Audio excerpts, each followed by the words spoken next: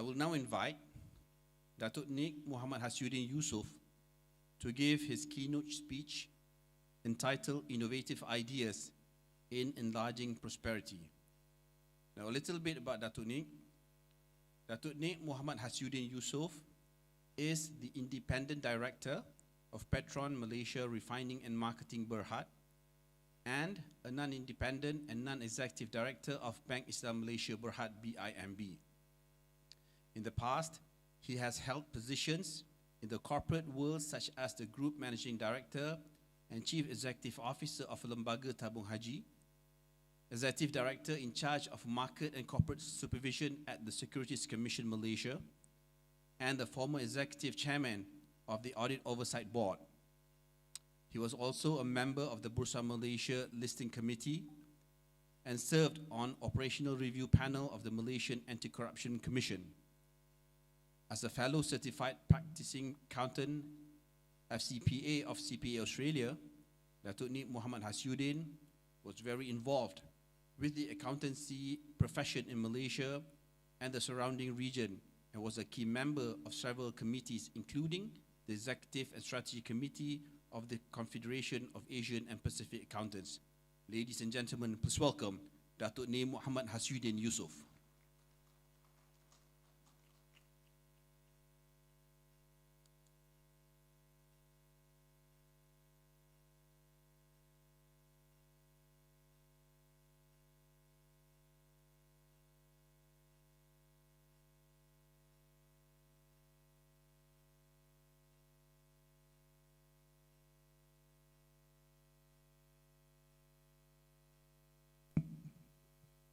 Thank you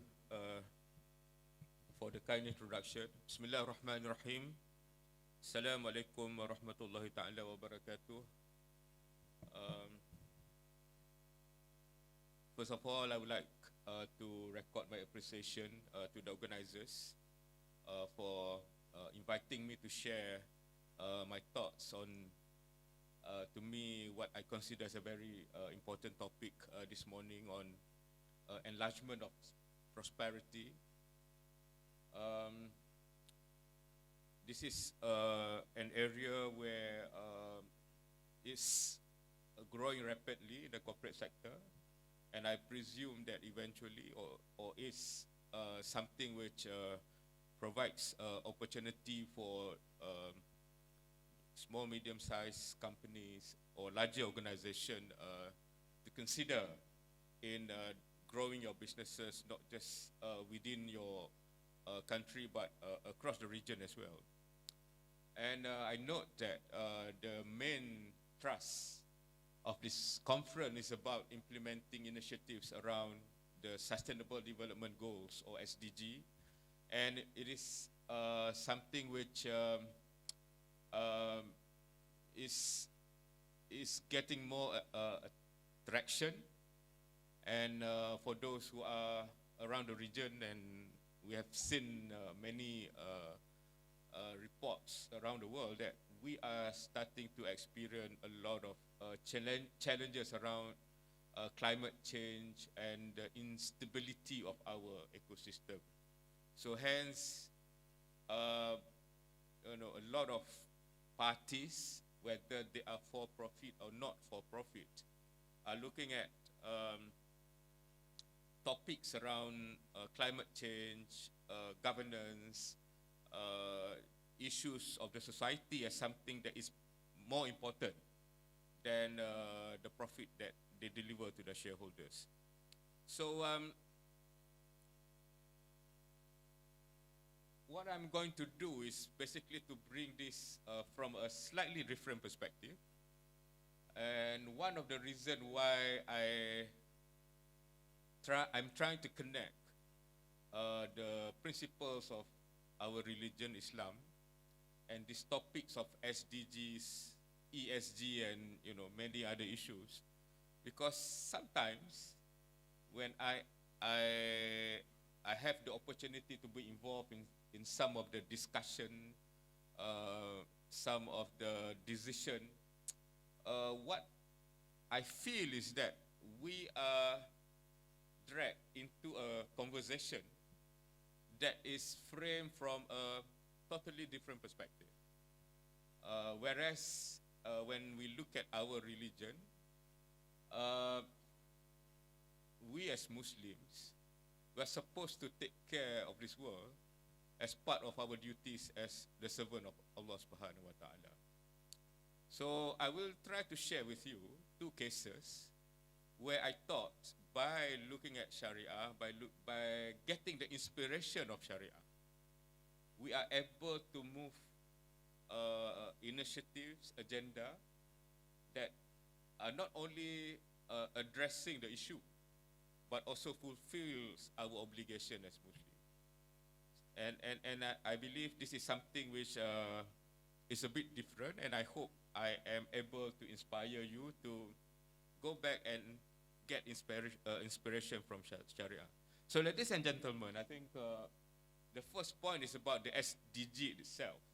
I think this is becoming the focal point for any discussion about looking at how we take care of our planet, how we take care of our society, and how we take care of our institutions.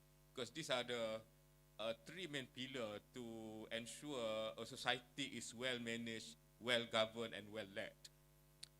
We only have this world, and it's interconnected, and that makes it a bit more critical for us to work collectively as a region rather than looking things from a narrow perspective of a particular country, because it does not matter how much you deal with some of these issues if our colleagues and friends in other parts of the world do not bother and don't care about taking care of the environment, taking care of the society. We will, one way or another, experience the consequences of that. And if you look at the recent catastrophe in Pakistan, for example, where it comes to climate change, Pakistan's contribution to Pakistan's emission of greenhouse gases is very, very small. All right?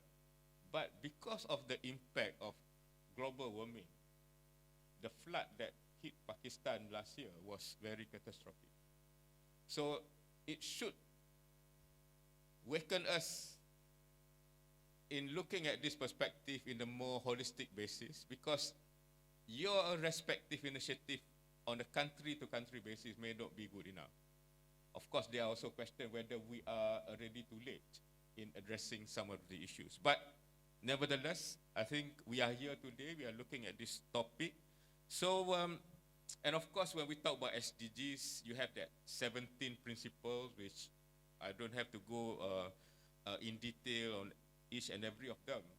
But at the end, it's all about the ESGs issues that we talk about. It's about how you take care of the environment, how you take care of the society, and how we take care of our institution.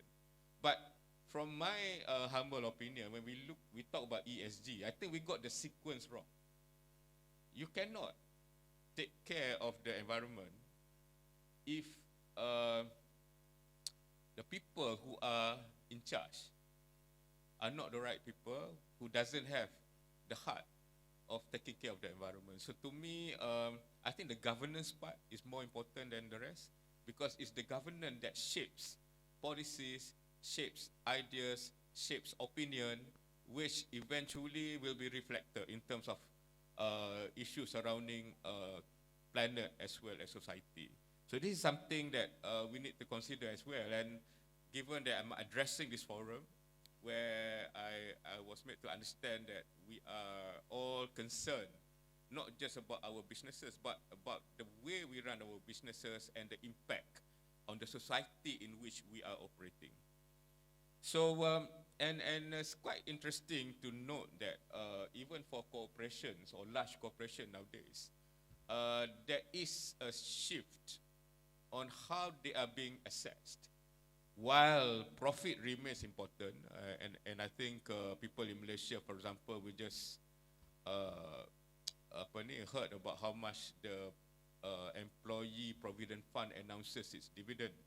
So notwithstanding what EPF does on many other things, at the end, people still talk about how much money they get back into their pockets. This is still the unfortunate issue, because at the end of the day, in many cases, it's still money that pays your bills. All right. So how do we basically address that? But what is happening in the corporate sector is that the focus is starting to shift from just profit into something that is larger. So we are starting to talk about the triple bottom line. We talk about the planet, people, then only we talk about prosperity. And I think even the conversation is shifting from profit to prosperity, because I think the meaning of these two words are certainly different. When you talk about profit, it's all about the number that you produce from your businesses, the amount of money that you have, the amount of wealth that you create, the amount of dividend that you pay to your shareholders. But when we talk about prosperity, I think it has a deeper meaning. It talks about the impact of monetary growth into people at large. And I think this is something which is also closer to our religion, Islam. And I'm a director of a bank, Bank Islam.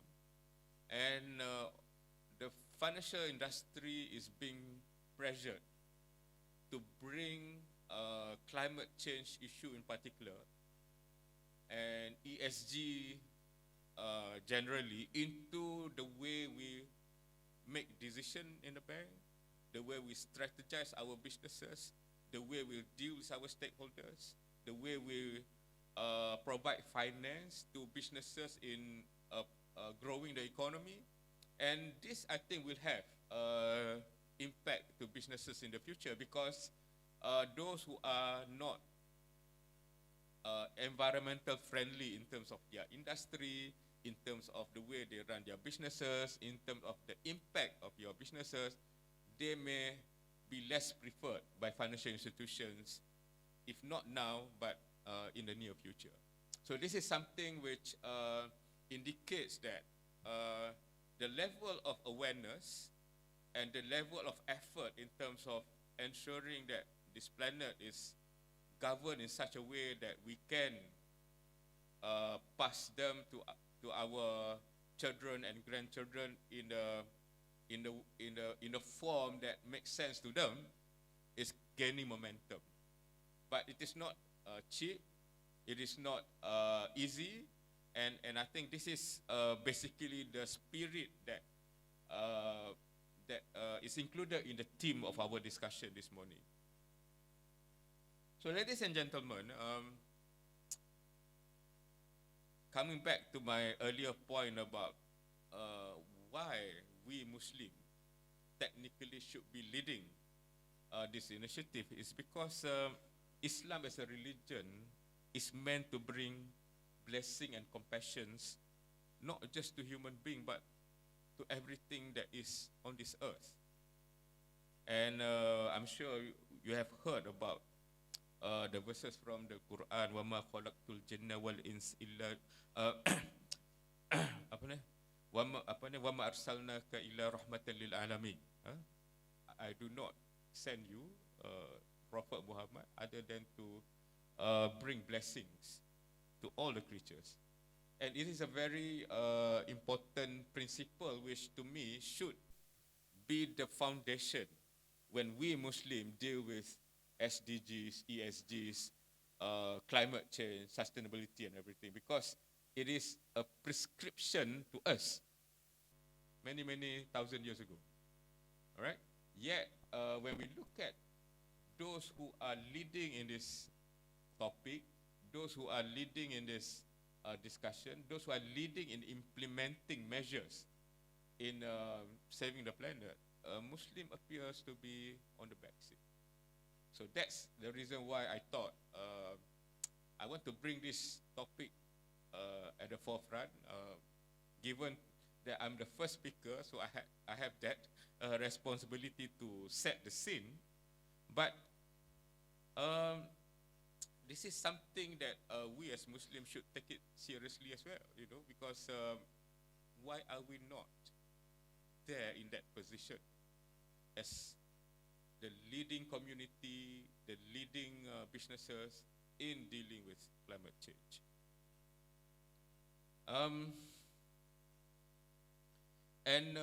To back my idea, I'm going to share with you two cases, which are Malaysian cases, which involve two institutions, and I hope we can see that by going back to Sharia, we are able to be inspired in terms of coming up with solutions that addresses our need from the ESG perspective, SDG perspective. Yet, it is also it also provides the opportunity for us to be Muslim as what is prescribed by Islam. So I'm going to talk about two major institutions in Malaysia. One is Tabung Haji, which I had the opportunity to lead the organization for 20 months. And then another initiative is a Sadaqah House, which is one of the initiative of Bank Islam. And Bank Islam is also an associated company of Tabung Haji. I think we'll talk about that soon. And I hope from there you can see that when we look at Sharia for inspiration, there are ways and means of finding that opportunity for us. And if you grow that, it is going to be a significant, sizable economic power that we all aspire as well. So when we talk about Sharia, normally we always talk about the rules and regulation and things that deter us from looking at it as a source of inspiration. So let's look at Tabung Haji, and this is something that is very interesting. Before Tabung Haji was established, Muslims generally had to save in their own ways before they have the opportunity to go to Hajj. In Malaysia at that point of time, we're talking about the 60s, late 50s, early 60s. They had to save in terms of, buying land, or they have their cattle and other animals, or even their houses. And when they got the opportunity to go and perform Hajj, they had to sell all this asset, all right? So when they come back from Hajj, they became poor again. So that was the problem that was seen by a very prominent academician, Engku Aziz, and he was basically trying to address that concern by coming up with the idea that if we establish an institution that can invest in the Sharia compliant ways, then Muslims will have an opportunity to save, and by having that saving, when they go for Hajj, using the saving, their other assets will remain intact. And the problem at that time was, because this was in the late 50s, early 90s, there were no such institution that provide that Sharia compliant investment for Muslims in Malaysia. And that's the reason why the Muslims were avoiding conventional banks and other financial institutions at that time. And because of that idea, one of the important aspect of Tabung Haji was to get confirmation from a respected Sharia scholar that the idea of Tabung Haji and the way it's going to be operated will be Sharia compliant. You have to remember that was late 50s, early 60s. There's no even capital market at that point of time. There's no Sharia banking at that point of time. So the person that was consulted was Sheikh Mahmud Shaltut, who was an eminent person in Al-Azhar. He came to Malaysia, and he looked at the idea. He considered the Sharia perspective of Tabung Haji, and when eventually he agreed that Tabung Haji is the way it was structured at that time comply with Sharia. Then it was launched in 1963. Today, tabung haji has an asset of around 80 billion ringgit. I think it's around 20 billion US dollar. It serves, it has around 8 million depositor or more.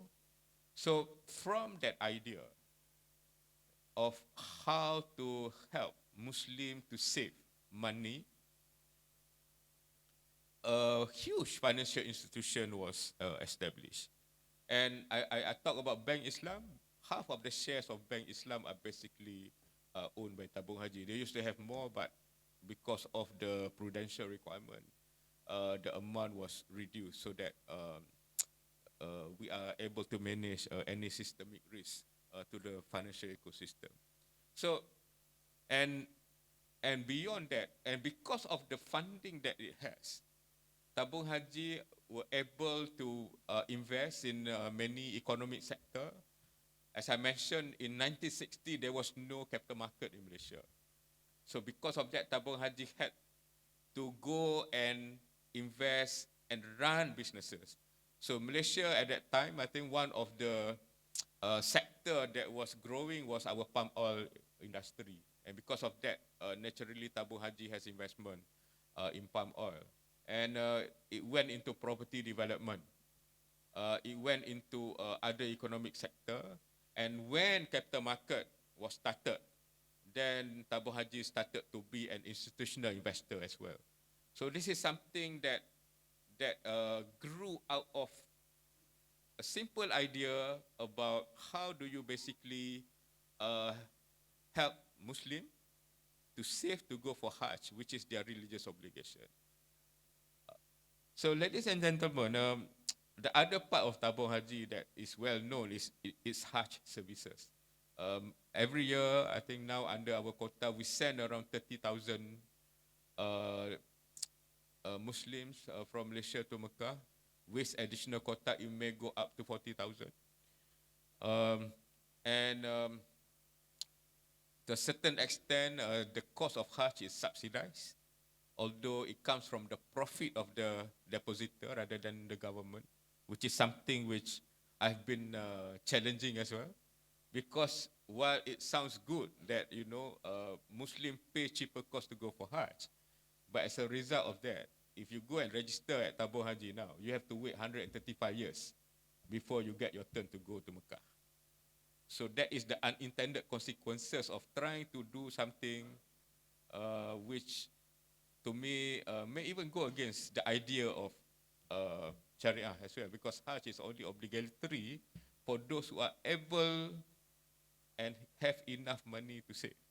So when you tweak that idea, you have this unintended consequences of people who are wealthy, who has money but cannot go because the queue is too long. So this is something which our Sharia scholar has to debate and decide as well.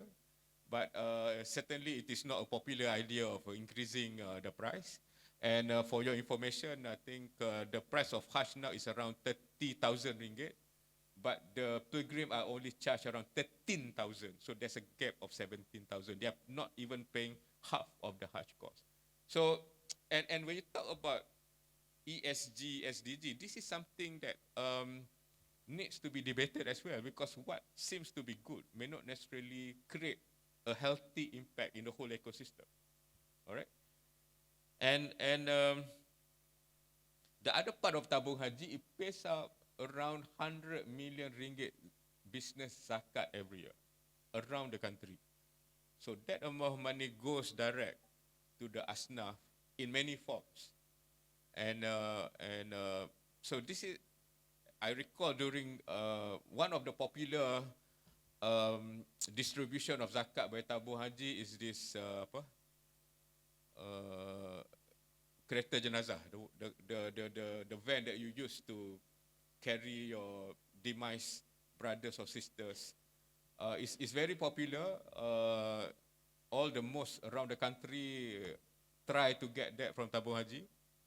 And I remember during the COVID situation, because I was the managing director of tabung haji during that period of time, I stopped that because I said there are so many other Muslims who cannot have income, who do not have income, who cannot even eat.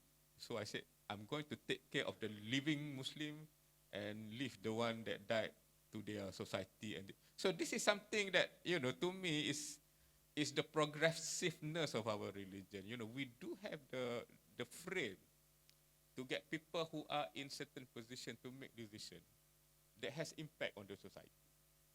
All right. So Tabung Haji is the first case study which I thought should trigger your thinking about how do we get inspiration from Sharia in expanding your business. Let's look at another one. This is less popular because it is a new initiative. I think it was just initiated 5 years ago. And this is about how a bank can help the underprivileged in basically moving them from where they are into people who are able to be serviced by the banking system. One problem with capitalism is that people who provide capital, whether they are Muslim or non-Muslim, they would like to get back return from those capital. And as I mentioned earlier, at the end of the day, notwithstanding you have this conversation around ESG, SDGs and everything, when you look at a company or financial institution, you will be looking at the performance from the profitability point of view. So when you have banks, for example, that are capitalized from the shareholders, and in this case, Tabung Haji, EPF, and those other institutional shareholders, as well as the depositors, because when you deposit money with a bank, the bank will use that money to finance other businesses. So basically, bank get their money from two sources, the shareholders as well as the depositor. And everybody wants not only their money back, but they want return, meaning they want to get more money than what they gave to the bank. And I think it's very common.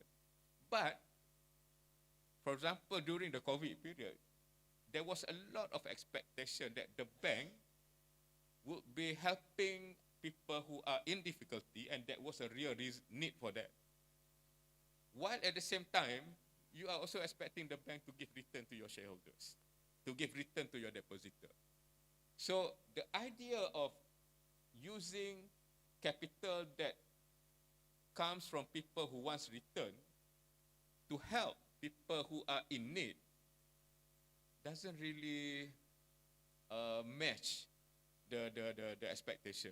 You have on one hand, people who give money to Bank Islam as shareholder or even as depositor, they want the money back with return, but at the same time, they want the bank to help the poor. I think this is normal problem for government lah. All right, they don't want to pay tax, but they want a lot of benefits from the government. So then in Bank Islam, we then realized that it will be very challenging for that to happen, notwithstanding corporate will have this so-called CSR initiative, the Corporate Social Responsibility Initiative. Because to me, I look at that as a by-the-way kind of initiative. It's not something that comes truly from the heart. It doesn't come as a part of the business model. So what we decided was to set up a structure and that basically looks at a fund that does not expect monetary return and mobilize that and use that to really help people who are in need. So basically, when we look at Islam, we have a number of instruments that provides Bank Islam with that kind of money. We have, for example, donation, because people who donate money don't expect return, all right? But what they want is to see the impact of their donation to the beneficiaries, all right?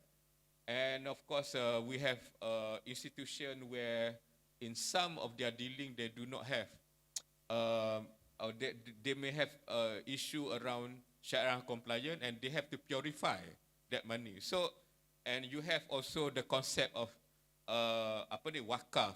You have the concept of zakat. So basically, what Bank Islam consider was if we are able to mobilize this fund and using our expertise as a bank, using our discipline as a bank, using the trust that we have as a bank, we should be able to mobilize enough fund, and the fund, some will be used directly, some will be invested, and you can technically grow the fund to a level where it can be a significant contributor to people who are in need. So that's the whole idea of Sedekah House. And what is important is that, number one, we as a bank, we also realize that we are not good in doing all this charity work. That is very important realization. You are not able to do everything yourself. So what we do in assisting our beneficiary, we work together with what we call change makers. These are NGOs, organizations who have specific objective in certain area. We work together with them so that the money that we provide will reach the beneficiary, and eventually you can see the impact on the ground. So our focus is not about distribution. Our focus is about impact. You want to see real change. All right? So what is happening now through Sedekah House is not only you are able to mobilize non-return seeking fund, but that may not be the right terminology, because when you give sedekah, although you don't get monetary return back, but you get the barakah and the pahala and everything. All right. So sedekah is not a non-return seeking fund in the true sense of the word, but the donor do not expect monetary return from that donation. All right. So when we work with beneficiary, what Bank Islam is doing is also to try to develop the ecosystem. We try to impose certain standard on the beneficiary to make sure that they are efficient, so that the portion of the money that were given to them goes mostly to the target group. Because this is also one area that I think we are seeing problem in Malaysia, where a lot of organizations go out and solicit fund, but at the end, the percentage of the fund that goes to the beneficiary may not be efficient enough, because sometimes a big chunk of that money is used to cover the operation cost, so on and so forth. So in that respect, Bank Islam takes care of the overhead from our capital. So 100% of donation or 100% of zakat, sedekah or whatever will go to the beneficiary. So that's one value proposition that we are offering. And so basically what we are trying to do is to develop an ecosystem where the beneficiary are assisted in a level where they achieve certain target. So for example, we do have program where we provide profit-free financing, meaning they just pay back the capital. We provide them with financial education, business training, so that they are able to run the business properly. And our aim is basically to target this group of people who are not bankable to become businesses that is sizable enough and can be supported with other products of the bank. All right. So you can see the mobilization of people from one segment into a better segment, and that is the kind of impact that we're looking at. So we are looking at a number of areas, education, the one that are related with environment, and many other sectors as well. So the whole idea is to make charity as a third limb that finances growth in this country. And this is something that there's a lot of discussion about the role of bank in the economy from the Islamic perspective as well. Because I think what we are doing now is basically just mimicking the conventional banks product. But I think there is a lot more pressure now in terms of re-questioning what is the role of a bank. from an Islamic perspective? Are you supposed to be like other conventional banks? Because for conventional bankers, the joke is bankers do not have any heart. They just want to make money, and they don't care what happens to the borrowers. So, is that the kind of bank that Islamic banks are supposed to be as well? And the problem with Bank Islam is we call ourselves Bank Islam. We are basically reflecting the name of the religion in our name. And this is something that we debated in the board as well. We take this with full responsibility. We know it is a very serious responsibility, and we try to innovate so that eventually, maybe not now, but over time, we are able to demonstrate that we are really a bank that reflects the name that we carry. I'll give you an example. This is not on the slide. There's a lot of wakaf land in the country.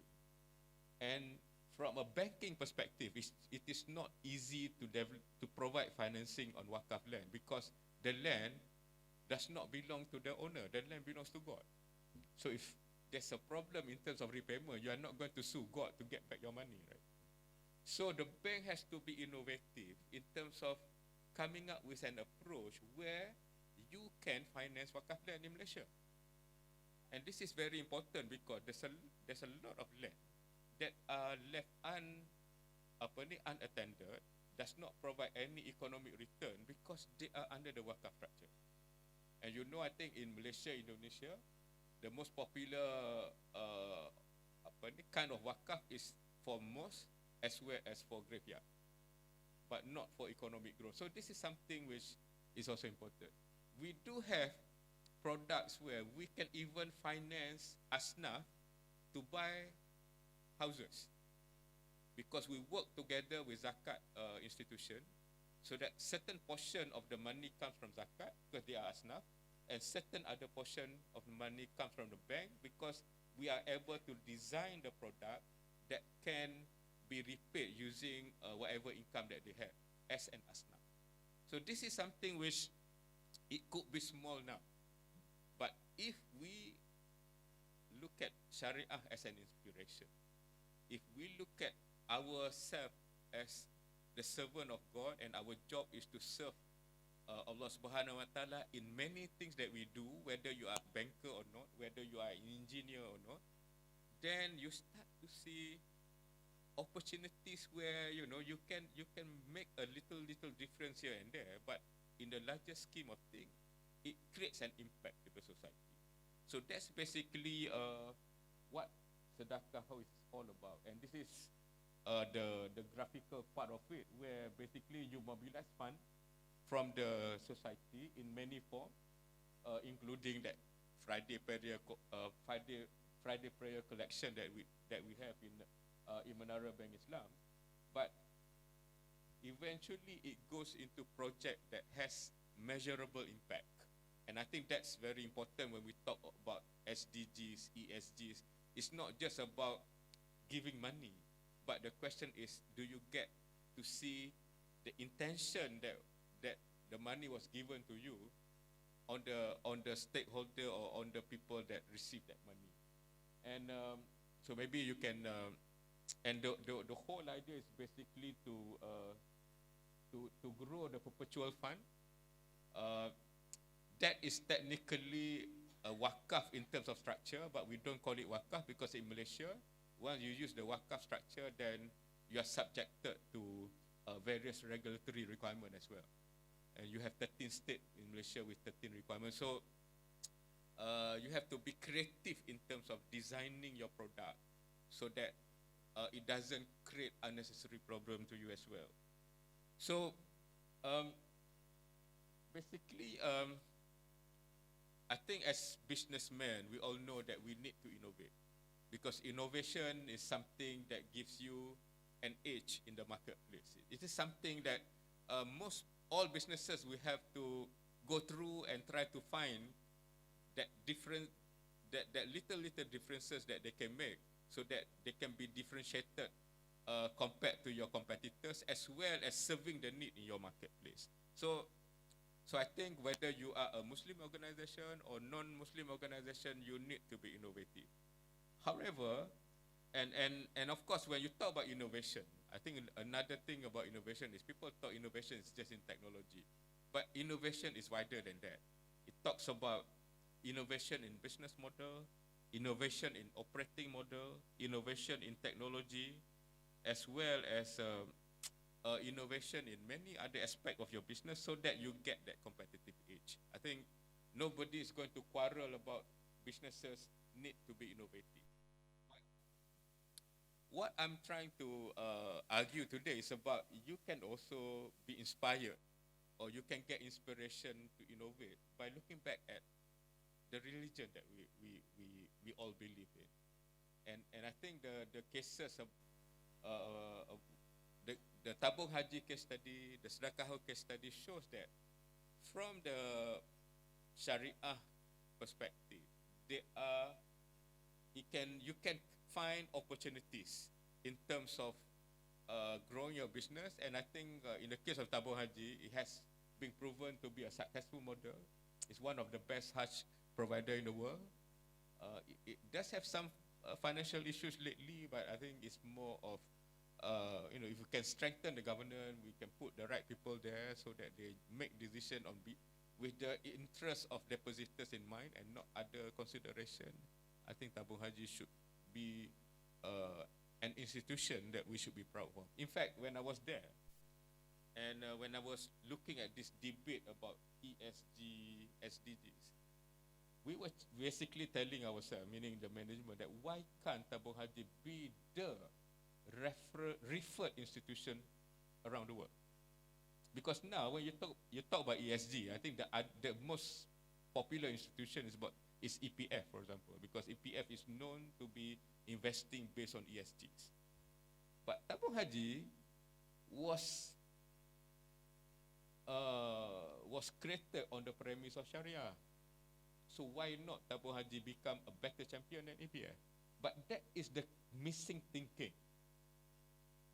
at the moment, because we as Muslims, when we talk about these issues, we do not see ourselves to be the champion. We always look at other people who are already in the game as champions. Whereas to me, it's our second nature to be taking care of this planet properly, to be honest, and to distribute wealth to the society in a more balanced way, and to take care of our institution, because institutions like the Tabung Haji of the world, or even the justice system, and other system, because this is part and parcel of a modern community. Without this institution, prosperity will not be shared properly as well. So I think in conclusion, what I would like to argue is that Sharia has the potential and should be the basis of your inspiration in your business. I think going back to our root as the servant of Allah Subhanahu wa Ta'ala, all aspect of our life should be submission to Him on a daily basis. That's why I have problem when people say that they want to retire and start to become a better Muslim. I thought when you are a businessman, you have all the opportunity to be much better Muslim, because all aspect of your business should be a submission to Allah Subhanahu wa Ta'ala. That's number one. And number two, and this is something which I always remind wherever I go, whether my team is Muslim or not, is that one day we'll be standing in front of Allah Subhanahu wa Ta'ala and will be assessed and judged on what we are doing today and now. That should be enough motivation for you to start to look at every other opportunity to make sure that you will not have problem in later days. And I think if all Muslim think like this, I'm sure that we will be a force that people will have to reckon with, because we will try to excel in everything that we do, because you want to submit things that are excellent to Allah Subhanahu wa Ta'ala, and you will be responsible in your decision, because you are going to be accountable in the day of judgment. So ladies and gentlemen, thank you for your attention, and I hope to deal with your questions because I like to take questions. Thank you. Assalamualaikum warahmatullahi ta'ala wabarakatuh.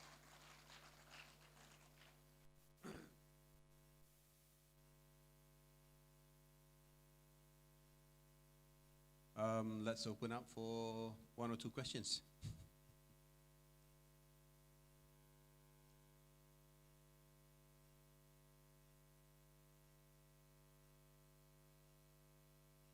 Yes, brother.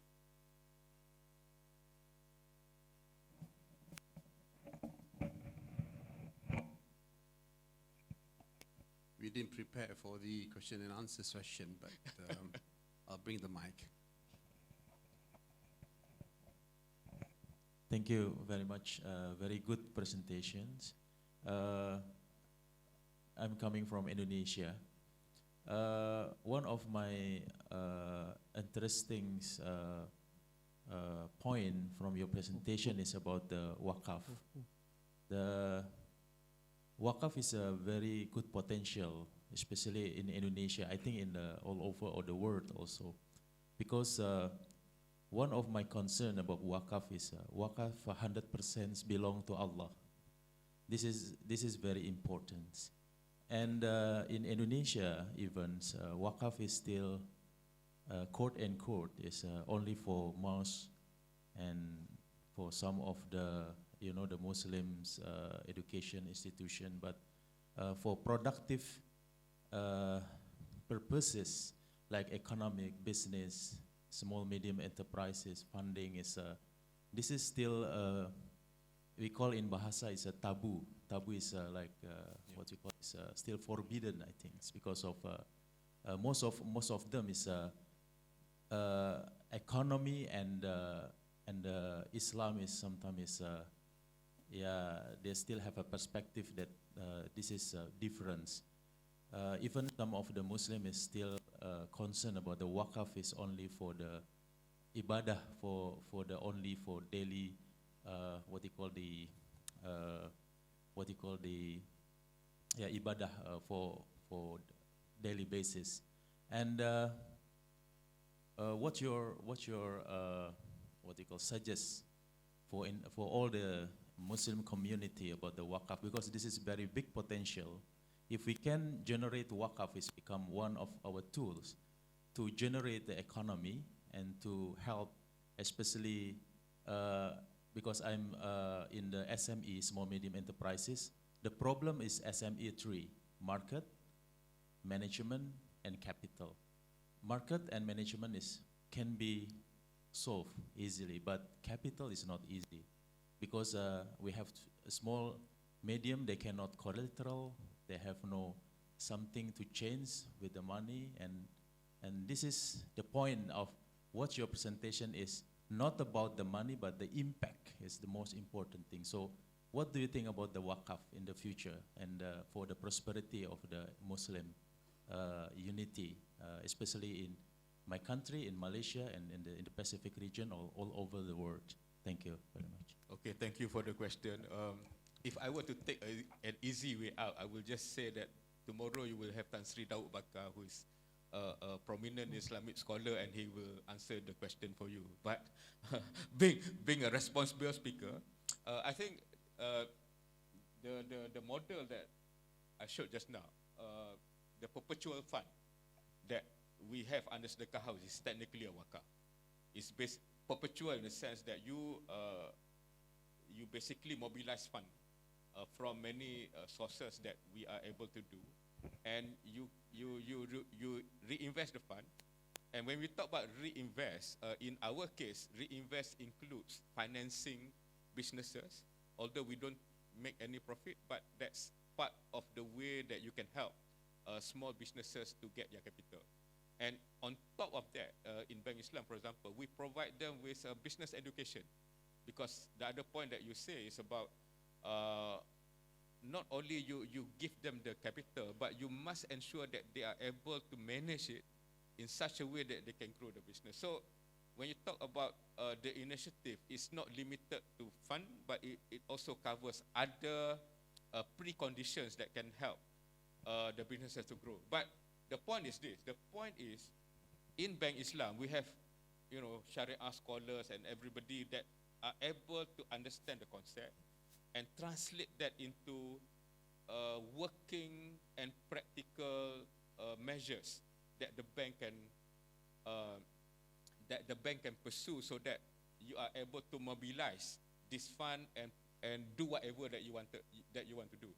So I think in the context of a country or a state, the Sharia scholars has the responsibility to innovate themselves as well, because as what you mentioned, you have land that are predominantly given as wakaf for mosque and maybe for graveyard, because these are the two popular wakafs in Malaysia and Indonesia, as what I understand as well.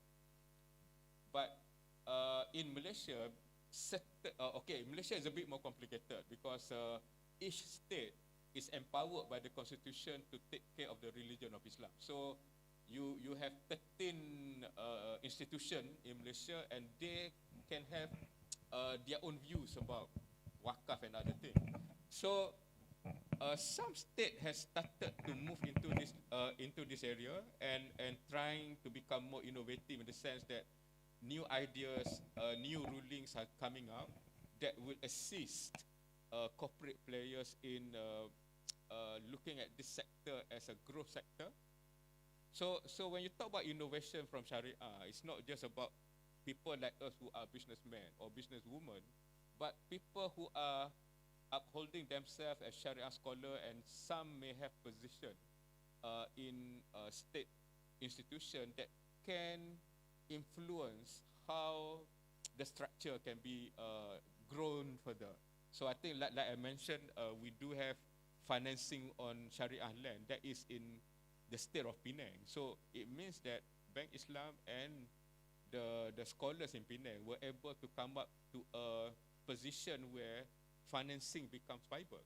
All right, but we have to replicate that, and the financing that we have in to finance Asnaf in purchasing house, for example, is with the state of Kedah.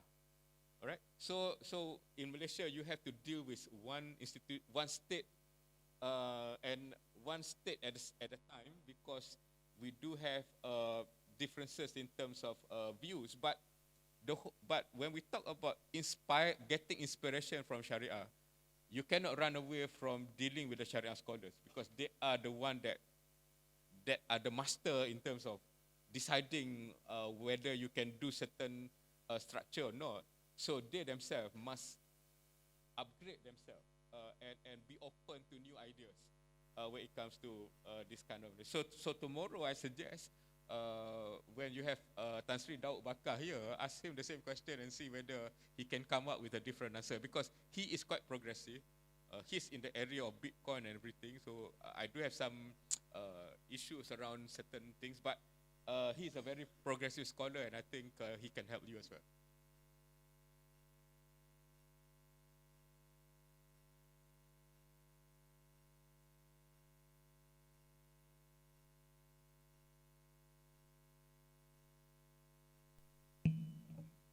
Thank you, Datuk Nick, as well as for the brother from Indonesia for the question.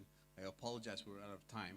I see that 2-3 hands are up to ask questions. I would suggest maybe you take the session up during lunch to speak directly to Datuk Nick for your questions later, inshallah.